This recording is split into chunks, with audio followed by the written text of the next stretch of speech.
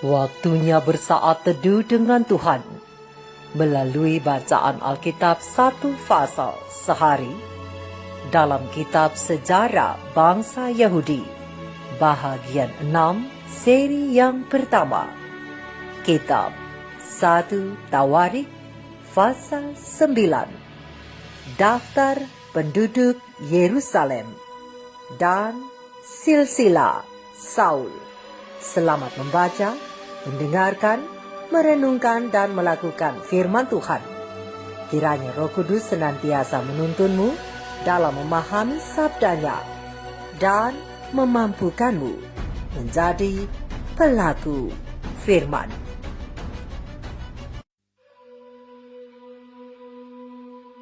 Seluruh orang Israel telah terdaftar dalam silsilah. Mereka tertulis dalam kitab Raja-Raja Israel, sedang orang Yehuda telah diangkut ke dalam pembuangan ke Babel, oleh karena perbuatan mereka yang tidak setia. Dan orang-orang yang mula-mula menetap kembali di tanah-tanah milik mereka, di kota-kota mereka, ialah orang Israel awam, para imam, orang-orang Lewi, dan para budak di bait Allah. Di Yerusalem tinggal orang-orang dari Bani Yehuda, dari Bani Benyamin, dari Bani Efraim, dan Manasye. Utai bin Amihud, bin Omri, bin Imri, bin Bani, dari keturunan Peres bin Yehuda. Dan dari orang Syela ialah Asaya, anak yang sulung dengan anak-anaknya. Dari keturunan Zerah ialah Yeuel, dengan sanak saudaranya, 690 orang. Dari Bani Benyamin ialah Salu bin Mesulam, bin Hodawya, bin Hasenua, Yibnea bin Yeroham, Ela bin Uzi bin Mikri, dan Mesulam bin Sefaca, bin Rehuel, bin Yibnia, dengan sanak saudara mereka, menurut keturunan mereka, 956 orang. Semua orang itu adalah kepala puak. Dari para imam ialah Yedaya, Yoyarib, Yakin, Azaria bin Hilkia, bin Mesulam, bin Zadok, bin Merayot, bin Ahitub, pemuka rumah Allah. Lalu Adaya bin Yeroham, bin Pashiur, bin Malkia, dan Masai bin Adiel, bin Yasera, bin Mesulam, bin Mesilemit, bin Imer, dengan sanak saudara mereka, kepala-kepala puak, 1.760 orang. Orang-orang tangkas untuk menyelenggarakan ibadah di rumah Allah. Dari orang-orang Lewi ialah Semaya bin Hasub, bin Azrikam, bin Hasabiah, dari keturunan Merari. Lalu Bakbakar, Heres, Galal, dan Matanya bin Mika, bin Sikri, bin Asaf, serta Obaja bin Semaya, bin Galal, bin Yedutun, dan Berekia bin Asa, bin Elkana, yang diam di desa-desa orang Netofa. Penunggu-penunggu pintu gerbang ialah Salum, Akub, Talmon, dan Ahiman, dengan sanak saudara mereka. Salum ialah kepala. Sampai sekarang mereka ada di pintu gerbang raja di sebelah timur. Merekalah penunggu-penunggu pintu gerbang perkemahan Bani Lewi. Salum bin Kore, bin Ebiasaf, bin Korah, dan saudara-saudara sepuaknya, yakni orang-orang Korah, mempunyai tugas jabatan sebagai penjaga-penjaga ambang pintu kemah, seperti bapa-bapa mereka bertugas di perkemahan Tuhan sebagai penjaga-penjaga pintu masuk. Pinehas bin Eleazar mengepalai mereka sebelumnya. Tuhan kiranya menyertai dia. Zakaria bin Meselemia adalah penunggu pintu kemah pertemuan. Mereka semuanya yang terpilih menjadi penunggu ambang pintu, ada 212 orang. Mereka telah terdaftar dalam silsilah di desa-desa mereka. Daud dan Samuel, pelihat itu, mengangkat mereka dalam jabatan itu.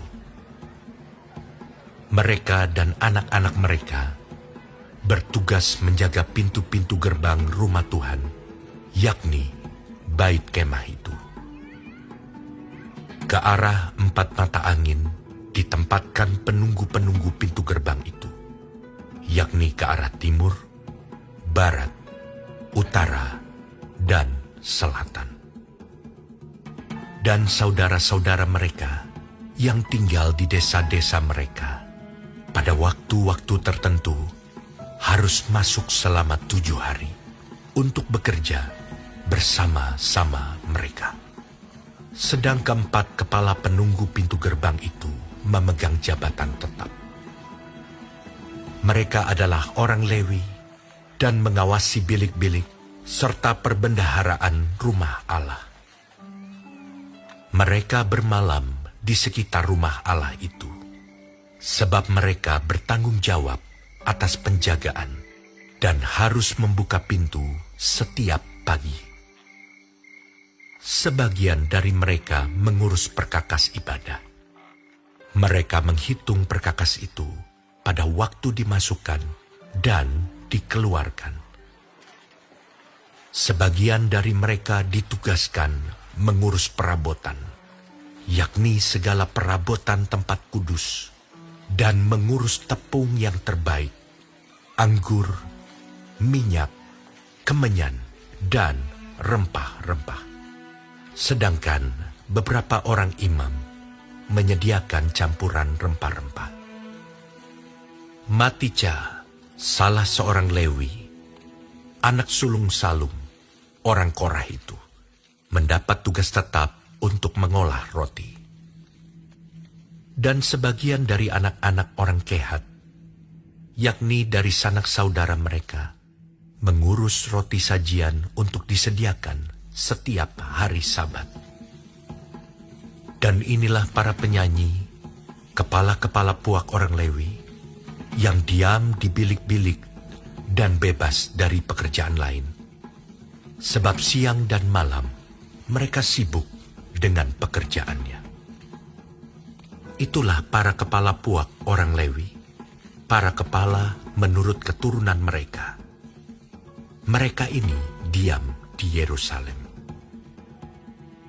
Di Gibeon diam bapa Gibeon, yakni Yeiel, dan nama istrinya ialah Maakah.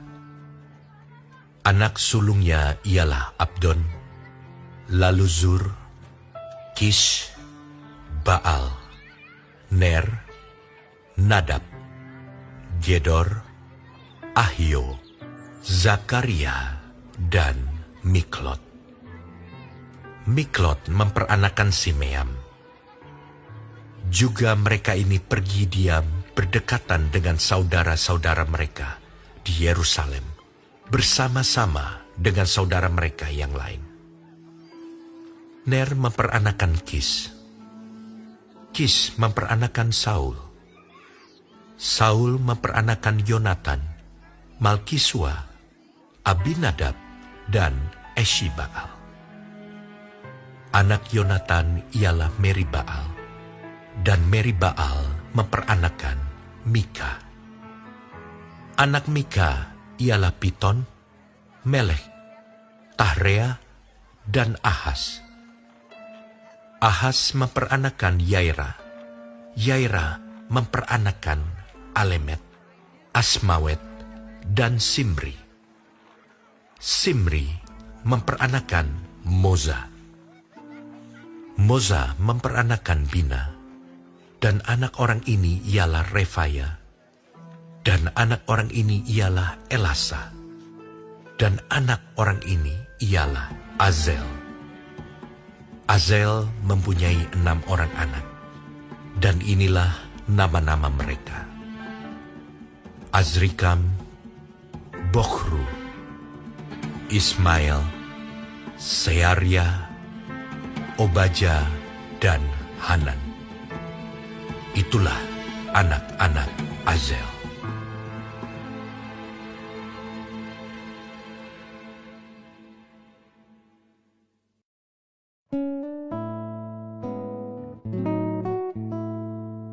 Kita telah menyelesaikan bacaan Alkitab 1 pasal sehari dalam kitab 1 Tawarik pasal 9. Sedikit perenungan melalui pasal ini tentang silsilah. Mencatat silsilah barangkali bukan hal yang biasa bagi kebanyakan suku bangsa, khususnya di Asia Tenggara. Terlebih lagi, masyarakat biasa, namun mungkin bagi kalangan tertentu seperti kaum bangsawan misalnya. Sehingga seringkali dalam proses pernikahan, beberapa pihak selalu mengecek dan memperhatikan masalah garis keturunan. Seorang bangsawan misalnya tidak dapat menikah secara sembarangan, namun terlebih dahulu harus diselidiki silsilahnya. Berbicara tentang silsilah, maka dalam sejarah umat Allah, baik dalam perjanjian lama maupun perjanjian baru, perihal silsilah sangat menjadi perhatian. Tidak heran jika hingga saat ini penyebaran bangsa Yahudi di seluruh dunia tercatat dengan rapi. Dimanapun mereka berada, pasti tercatat, baik dari golongan awam, para imam, orang Lewi, dan terlebih para raja. Mungkin kita bertanya, mengapa hal ini dilakukan? Salah satu alasannya adalah supaya tidak kehilangan identitas dan hak atas perjanjian Tuhan. Lalu, bagaimana dengan kita? Apakah silsilah Alkitab berlaku untuk orang Israel saja? Jawabannya tentu tidak. Perjanjian Tuhan itu berlaku bagi setiap orang yang percaya kepadanya dan yang mendedikasikan hidupnya hanya kepada Tuhan Yesus saja. Terang besar Alkitab 1 Petrus 2 ayat 9 berkata, "Tetapi kamulah bangsa yang terpilih, imamat yang rajani, bangsa yang kudus, umat kepunyaan Allah sendiri, supaya kamu memberitakan perbuatan-perbuatan yang besar dari Dia, yang telah memanggil kamu keluar dari kegelapan kepada terangnya yang ajaib." Jadi, saudara dan saudariku, ingatlah, kita ini adalah bangsa yang terpilih. Itu artinya kita terpilih dan tercatat. Dengan kata lain, nama kita tercatat dalam buku kehidupan Allah. Karena itu, biarlah nama kita terus tercatat dalam buku itu, dan jangan biarkan dunia mempengaruhi kita, agar nama kita jangan terhapus dari buku itu.